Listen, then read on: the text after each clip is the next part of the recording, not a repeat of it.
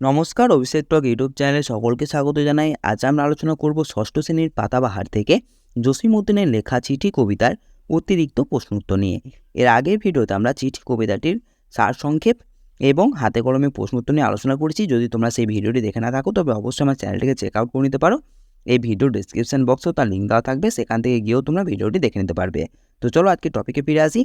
তো প্রথমে দেখো, চিঠি কবিতার বেশ কিছু অতিরিক্ত প্রশ্ন উত্তর নিয়ে আমরা এখন আলোচনা করব, যেগুলো তোমাদের পর্যায়ক্রমিক মূল্যায়নে আসতে পারে। ঠিক আছে, তো দেখো প্রথমে আছে সঠিক উত্তরটি নির্বাচন করো। তো প্রথম প্রশ্ন আছে, খুশির নূপুর ঝুমুর ঝুমুর বাজছে কবির রোয়াকে বাড়ির কাছে না নিরালাতে? সঠিক উত্তর হবে নিরালাতে। ঠিক আছে, নেক্সট প্রশ্ন, চিঠি পেলুম লাল মোরগের ভোর জাগানোর সুর ভরা পাখার গায়ে শিশু ওষার রঙিন হাসি রঙিন করা। তো এখানে উদ্ধৃতাংশে একই অর্থযুক্ত শব্দ রয়েছে কয়টি? না, দুইটি। ঠিক আছে, দুইটি। নেক্সট প্রশ্ন, ধানের পাতায় তাদের পাতায় বুনট করা কি হবে? ছবি নকশা মূর্তি এঁকে। সঠিক উত্তর হবে নকশা এঁকে। এরপরে প্রশ্ন, লাল হলুদ না সবুজ পাতার আসরগুলো নাচছে জল ধারায় মেতে। সঠিক উত্তর হবে সবুজ। এরপরে প্রশ্ন আছে, দূর আকাশের নীল সুনীল লাল পাতায় পাখিরা সব ঝাঁকে ঝাঁকে। সঠিক উত্তর হবে সুনীল। নেক্সট প্রশ্ন, শীতের ভোরের সন্ধ্যার না রাতের রোদের মতো লেখনখানি লাগছে মিষ্টি। এখানে সঠিক উত্তর হবে ভোরের।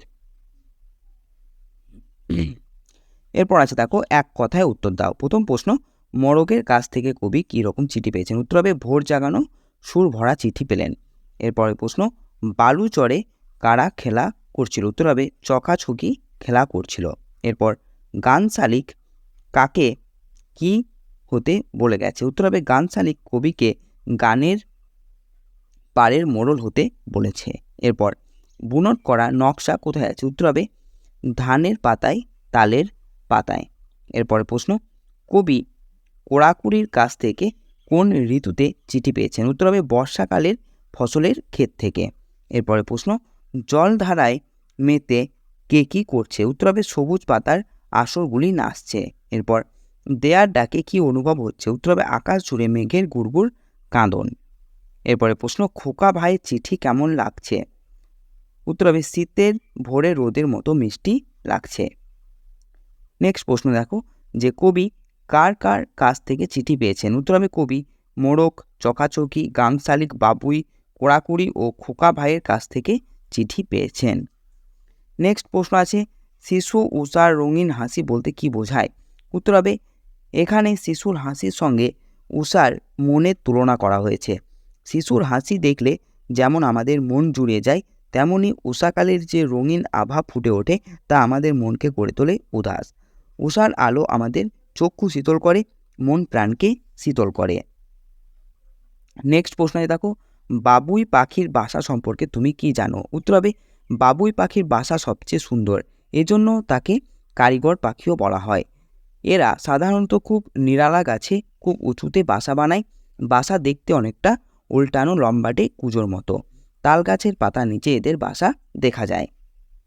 নেক্সট প্রশ্ন, খুশির নূপুর ঝুমুর ঝামুর বাজছে আমার নিরালাতে।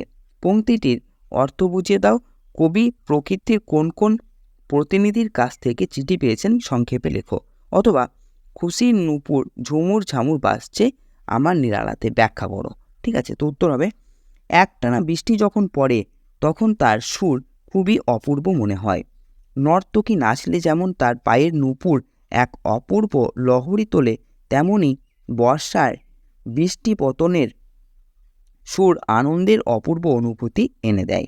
মনে হয় হৃদয়তন্ত্রীতে অহর্নিশি যেন কেউ ঝুমুর ঝামুর নূপুর বাজিয়ে চলেছে। বর্ষা বড় বৈচিত্র্যময়ী, কখনো বা রোদ আর বৃষ্টির খেলা চলে। তারই মাঝে প্রকৃতির বুকে নিরালায় কবি যখন বসে থাকেন তখন তার কানে ধ্বনিত হয় বর্ষার পারিবর্ষণে খুশির নূপুরের ঝুমুর ঝামুর ধ্বনি। কবি প্রকৃতির লাল মোড়ক চকাচকি গাং শালিক বাবুই পাখি ধানের পাতা তালের পাতা কোড়াকুড়ি মেঘের ডাক ও অবশেষে তার খোকা ভাইয়ের কাছ থেকে চিঠি পেলেন। এখন আছে দেখো দীর্ঘধর্মী প্রশ্নের উত্তর দাও। প্রথমে আছে 1 নম্বর প্রশ্নে আছে কবিতাটিতে মূলত বর্ষাকালের ছবি বেশি করে তুলে ধরা হয়েছে। বর্ষাকাল সম্পর্কে তুমি একটি অনুচ্ছেদ রচনা করো। তো দেখো বর্ষাকাল, আষাঢ় শ্রাবণ বর্ষাকাল। সাধারণত এদেশে আষাঢ় মাসের শুরুতেই বর্ষা হাজির হয়। আমাদের দেশে 6টি ঋতুর মধ্যে বর্ষা ঋতু হলো দ্বিতীয় ঋতু। বর্ষায় আকাশ প্রায় মেঘে ঢাকা থাকে। মাঝে মাঝে কালো মেঘের বুক চিরে বিজলির আলো চোখ ধাঁধিয়ে দেয়। পর মুহূর্তেই প্রচণ্ড শব্দে শিউরে উঠতে হয়। তারপর নামে ঝমঝম করে বৃষ্টি। বৃষ্টির জলে মাঠ ঘাট পুকুর ডোবা নদী নালা ভরে যায়। বাদল বাতাস বয়ে যায় ধানের নতুন চারাগাছগুলির ওপর। ব্যাঙের কোকো কোকো ডাকে যেন তাদের উৎসবের আনন্দ শোনা যায়। সমস্ত গাছপালা সবুজে সবুজে ভরে যায়। শালুক পদ্ম কদম্ব কেতকী দোপাটি অপরিচিতা জুঁই হাসুনহানা ইত্যাদি গাছগুলো ফুলে ফুলে ভরে যায়। বর্ষায় অনেক সময় বন্যা দেখা দেয় টাইফয়েড ম্যালেরিয়া আন্ত্রিক ইত্যাদি রোগ। তথাপি আমরা বর্ষাকে সাদরে বরণ করব, কারণ বৃষ্টির জল না পড়লে সমস্ত স্থলভূমি শুকনো হয়ে যাবে, প্রাণীকুল বাঁচবে না।